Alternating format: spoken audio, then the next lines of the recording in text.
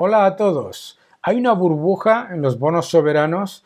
Una de las cosas que nos tenemos que plantear cuando vemos que los emisores soberanos, los estados, están emitiendo bonos a rentabilidad negativa, real o nominal, y esas bajísimas primas de riesgo, es si responden a la realidad, si responden a la realidad de la solvencia y de la capacidad de repago de esos emisores. Cuando vemos, por ejemplo, en la eurozona que países como España, Italia, Portugal, Grecia, etcétera, están emitiendo bonos con rentabilidad exigida nominal y real negativa, ¿qué es lo que deberíamos pensar? Primero, ¿compraríamos nosotros esos bonos si el Banco Central Europeo no estuviese recomprándolos? Si la respuesta es no, la siguiente pregunta es ¿a qué nivel los compraríamos? Es decir, ¿cuál es la rentabilidad exigida que aceptaríamos si no estuviese el Banco Central detrás inyectando liquidez? Y aquí está la parte clave, porque ¿dónde tendríamos que empezar a pensar? A lo mejor en 2-3 veces la rentabilidad actual.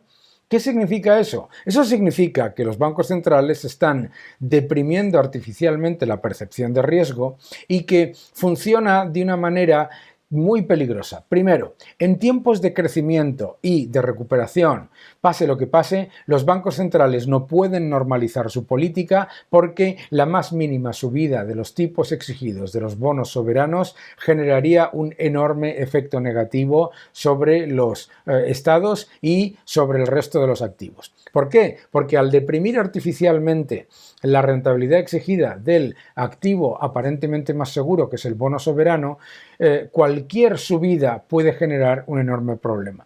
Si no hay demanda en el mercado secundario a estos niveles y los únicos que compran son los fondos y fondos de pensiones que están obligados a comprar bonos soberanos sí o sí, y el Banco Central, ¿qué es lo que ocurre? Lo que ocurre es que se está generando una percepción absolutamente desproporcionada de cuál es el riesgo comparado con la realidad de la solvencia del emisor.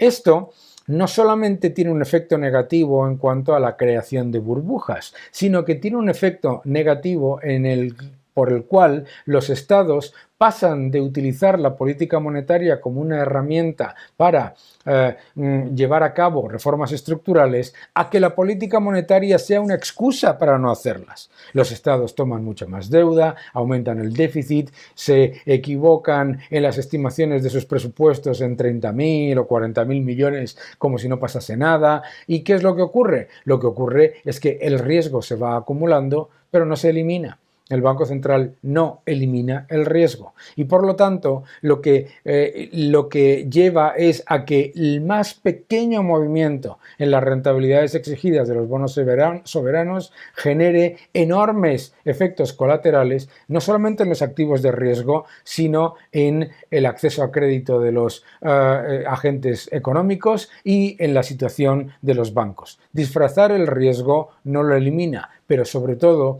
generar una burbuja luego lo que hace es que sea imposible normalizar la política monetaria, porque cuando el Banco Central ya ve que el crecimiento está mejorando y que el desempleo está cayendo, tampoco puede normalizar la política monetaria porque se dispararían las primas de riesgo, no porque haya ningún problema, sino porque están artificialmente deprimidas por esa misma política monetaria. Por lo tanto, crear burbujas no es una solución, genera mayores problemas de los que intenta solventar. Y perpetuar las políticas monetarias de manera absolutamente innecesaria nos lleva a que cuando viene una crisis las medidas que se toman tienen un efecto muchísimo menor, porque como se está haciendo el estímulo constante, el efecto final es de retornos disminuyentes. Muchas gracias a todos.